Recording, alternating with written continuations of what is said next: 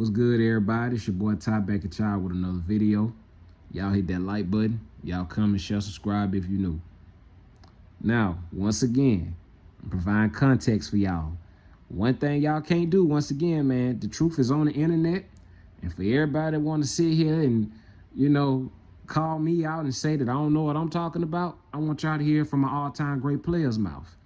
Since my word don't mean anything, quote unquote. I didn't play the game of basketball. So we got to listen to Kyrie Irving, Shaq, and going by y'all Kobe fans' logic, right? We got to listen to Shaq, Kyrie Irving, who else they said? Kevin Durant, et cetera, et cetera. So I want y'all to listen to what Shaq says out of his mouth about y'all boy Kobe and about whether he could win with the T-Mac or Vince Carter. I want y'all to listen to what he has to say. And I'm going to chime in here and there. T-Mac made a statement the other day, and I'm going to answer after you guys answer. He said, if you switch him and Kobe out, as far as playing with me, the outcome is the same. You agree or disagree? I disagree. I don't agree with nothing that. Away from nothing away from T-Mac. Great player. No, you not Kobe. Yeah. And that mentality too. I might have to disagree. I don't know though. You know what my difference mine is though, big fella, is the mentality. I don't think anybody was any more competitive than those two guys. So they were that all the time. That was their personality. And it meant something. In practice or in a game, they were all business. They wanted to be great, not good. I mean, they wanted to win. But and they wanted moments. They were never afraid of a moment. You don't think I could have won 3 with T-Mac? Absolutely not. As I'm sure you guys know, when it comes to NBA media, that increasingly has more former players, more retired players in it. One of the big-time symptoms of that is revisionist history and the rewriting of the narrative. As certain players in that media sphere will inflate their own accomplishments, downplay their failures, and for other guys, inflate their failures and diminish their success. And looking at someone like Kobe, we've seen that over and over again this summer. All right, what about Vince? Me and Vince. I feel like 3 in a row. Nope. You don't think I could have won 3 with T-Mac? I think I could have. He's delusional. So Shaq... I agree. And a lot of these dudes that sit here and he making all these cuts, disrespecting Shaq and his word, you a damn lie. Because like I said, at the end of the day, man, how great Shaq was during that time period. He could have won with anybody. That's how great he was. And then y'all keep on forgetting the key element, Phil Jackson, who's an all-time great head coach in his right as well. Who had the opportunity to play with Michael Jordan, Scottie Pippen, Dennis Rodman, et cetera, Steve Kerr, et cetera, right? He had opportunity to play with great players as well. So you need, like I said, it goes back to you needing great players and great players needing great coaches to win and great coaches needing great players to win. So people who sit here saying that he's betraying Kobe and he disrespecting Kobe, no, he's not. He's telling the truth. Shaq was facing double teams night in and night out. You don't think that Tracy McGrady would have benefited off of Shaq facing double teams just like Kobe was? Yes, he would have. He surely would have dominated and did what he did, the same thing that Kobe did. LeBron James, a young LeBron James, the same thing. Vince Carter, the same thing. Y'all just disrespectful, man. Y'all, like I said, when you take away from Shaq, man, you take away from Kobe. So basically, they basically saying Shaq is nobody without Kobe. He couldn't do it with nobody else but Kobe Bryant. Come on, man. Stop this nonsense, bro. He would have easily won with all 3 of those guys.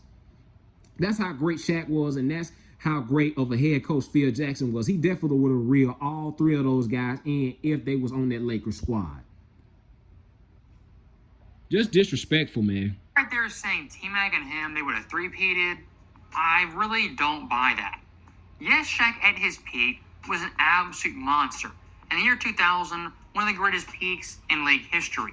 Beast. But implying Kobe at any point in that run was replaceable, could be replaced with T-Mac, I don't buy. Syndicate 1 championship, maybe they could. 3 straight championships, absolutely not. And with the greatness of Phil Jackson, they definitely would have three-peated. With the greatness of Shaq at that time, they would have three-peated. That Shaq would have three-peated with any all-time great player that you put behind him or put on side of him. Easy. And T-Mac, he's not an all-time great player. He didn't have an opportunity to play with one, right? But he did have the opportunity, but Doc Rivers messed it up, what I'm gonna get into later in this video. You want to look at their overall stats, numbers, heck, even their skill sets. Yes, both T-Mac and Kobe at this point were walking 30 points per game. But look at their players' games, their strengths, while similar in some respects, also vastly different. And one thing for Kobe no one ever mentions, he was a two-way player. Tracy McGrady simply wasn't that dude on both ends of the floor. If he had opportunity to play with a Phil Jackson, he definitely would have got Tracy McGrady to buy in. He was definitely a willing defender. Cut it out. Everybody knew how good T-Mac was, but if you asking a question about him or Kobe Bryant, I don't what team they was on. If he obviously everybody's path different, but like what Kobe has, there was only one other player that's the greatest player in the world has. Correct! And looking past the defensive gap, also one big time gap is the gap in mentality and overall mindset. When every single player who played against Kobe, played with Kobe, said he was an absolute killer, that at the end of the day does matter. Someone like T-Mac, a fantastic player. Was he a killer or cutthroat competitor? I really don't think so. Kobe, his entire career, pre-prime, in his prime, post-prime, was a workaholic who only focused on basketball. Tons of NBA players are dedicated, work hard, they put in the time and effort to be a great player. But for someone like Kobe, his work ethic, his pursuit of greatness, even compared to the best players ever, it's a notch above. I have to ask this guy, like I have to understand like why he works like that. Right. So after games, I'm like, hey, Kobe, like, why were you in the gym for so long? He's like, because I saw you come in, and I wanted you to know that it doesn't matter how hard you work, that I'm willing to work harder than you. So once again, someone like T-Mac, was he a hard worker? Did he sharpen his skills? Of course he did. He was an NBA superstar. But So how to where he ain't had a mentality, brother? He didn't have the team. He wasn't blessed with the opportunity to play with an all-time great player in Shaquille O'Neal. So just because he didn't have an opportunity to play with the greatness of a Shaq, his work ethic wasn't there. So that takes away from the greatness of T-Mac. Not to mention he had injuries that he was dealing with as well. Now, like I said, we can cook his ass for him coming up short. He done came up short numerous of times. We could cook him for that. But Kobe has came up short as well plenty of times too. even T-Mac compared to Kobe wasn't that hard of a worker and that possessed by basketball. Disrespectful, Now, look man. past the intangibles to the actual tangible skill set. One thing Kobe had that very few players. You see a lot. You see the deep links that people go towards to disrespect great players, or good players, solid players, to big up Kobe. This is the reason why I can't stand Kobe fans, man. This is the stuff they do. They disrespect players, diminish them, to big him up. This is one of the main reasons why I can't stand Kobe fans, bro. Had was that clutch gene. And compared to someone like T-Mac, it's night and day. Look at 0-1 versus the Bucks in the first round. Tracy McGrady in the fourth quarters was pretty shaky. 7.5 points, 30% shooting, and from deep, 0% from the field. And in Game 4 at home, face elimination in the first round, McGrady in the fourth quarter, a grand total of 2 points on 0 of 4 shooting. I think I can smell shite. McGrady in the biggest quarter of the season was an absolute no-show, and for the entire series was pretty awful. Now the next year, 0-2 versus the Hornets, Now, I'm gonna let him cook, but that guy Doc Rivers, man, allegedly, or in the early 2000s, T-Mac had an opportunity to play with Tim Duncan. It was a big three that could have been formed with. It was supposed to be Tracy McGrady, Grant Hill, and Tim Duncan. Now Doc Rivers wasn't able. Now Doc Rivers, due to his inability to give Tim Duncan some type of control over, it was some dealing with some with him wanting to bring his family along on some private plane or having some plane luxuries or whatever the case it was. But Doc Rivers didn't acquiesce to that. He didn't want to do that. He didn't want to give Tim Duncan that power. So that trade or that team never happened. So who's to say that Tracy McGrady wouldn't have won with the Tim Duncan on his team? See, and who's to say Doc Rivers wouldn't be looked at in a different light to win at least 2 or 3 more championships with a Tim Duncan, had an opportunity to win 2-3 championships with a Tim Duncan on that Orlando Magic team. Because like I said, I'm on record as saying Doc Rivers one of the most overrated head coaches of all time, and he's still holding on to that 08 championship that he won with the Boston Celtics. So who's to say that T-Mac wouldn't have won with Tim Duncan if Doc Rivers didn't get in the middle of it? Because he let his pride and his ego get in the way of him winning championships or potential to win titles. Keep in mind, Tracy McGrady, Grant Hill, Tim Duncan. Y'all do the math. Y'all tell me that team would have won or had the opportunity to win? I think so. Very similar trend. Again, 7.5 points per game, sub 40% shooting, and from 3, he was absolutely abysmal. And looking at game 1 of that series, a crucial game, McGrady not only missed a go-ahead 3, but a crucial free throw in the closing seconds. Yes, I can definitely smell shite. Now look at 0-3 versus the Pistons, almost an exact carbon copy of the series versus the Hornets. As McGrady once again, around 7 points per game, sub 40% shooting, and from 3 at around 20%. Tracy McGrady in 0-1, 0-2, and 0-3 was an absolute ghost in the fourth quarters in the biggest moments of the season. And that year in 0-3 versus the Pistons, not only had bad fourth quarters, but blew a 3-1 lead. Yeah. Didn't Kobe have a 3-1 lead that he blew in 06 against the Phoenix Suns? Oh, okay. It's gonna hurt. And to hammer this point home even further that Kobe and T-Mac were miles apart on their clutch gene, Tracy McGrady 05-08 in Houston was the exact same player clutch-wise that he was in Orlando as T-Mac and Okay, and what was Kobe in 05 at home? What was Kobe doing in 06? First round exit, gave up a 3-1 lead. What did Kobe do in 07? First round exit once again to the same team that walked them down. So when y'all want to sit here and disrespect T-Mac, put it in context. Because what the hell Kobe was doing when Shaq left. See, y'all make me do this stuff when y'all sit here and try to take away from great players and what they did and their shortcomings. Like I said, we can cook all these dudes. We could cook T-Mac for his shortcomings, but cook Kobe as well. Keep the same energy.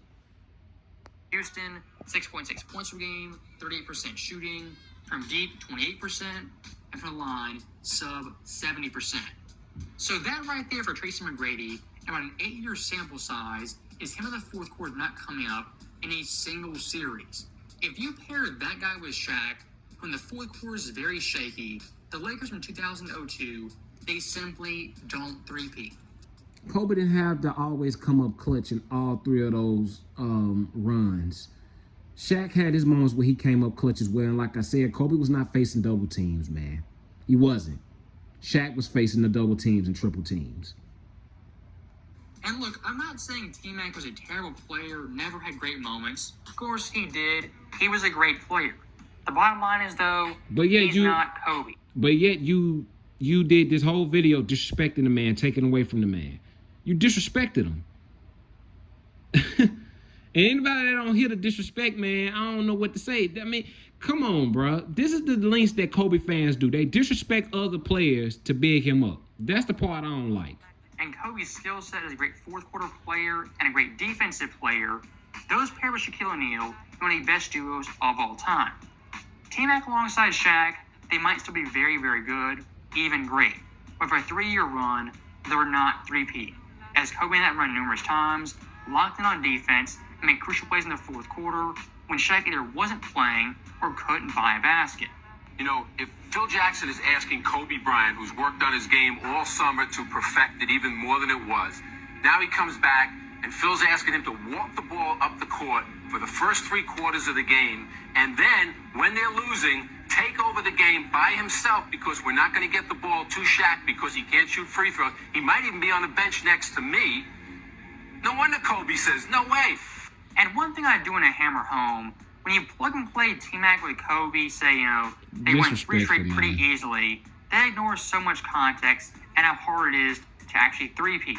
As looking at the past 45 years in NBA history, only 2 teams in that stretch have actually three-peated. That, of course, being Jordan's Bulls twice and the Kobe and Shaq Lakers once. For the majority of teams that go back-to-back, the three-peat is nearly impossible. And that third championship, something always goes wrong. Like I said, y'all keep on forgetting about the greatness of Phil Jackson, man. He definitely would have got all 3 of those cats. Vince Carter, LeBron James. In my opinion, he would have won with Shaq as well. I know they ain't say LeBron's name, but I'm adding his name to it, right? I would have added LeBron James to that mix, and he would have won with that Shaq as well as Kobe. It's just disrespectful, man. 89 had the hamstring. Isaiah 91 had the wrist. Clyde 96 injured his Phil shin. Jackson is the X factor in all of hurt his this. back. The Bulls still won. Wade 2014, his knees were simply gone. And Durant 2019, his calf exploded, then he tore his Achilles.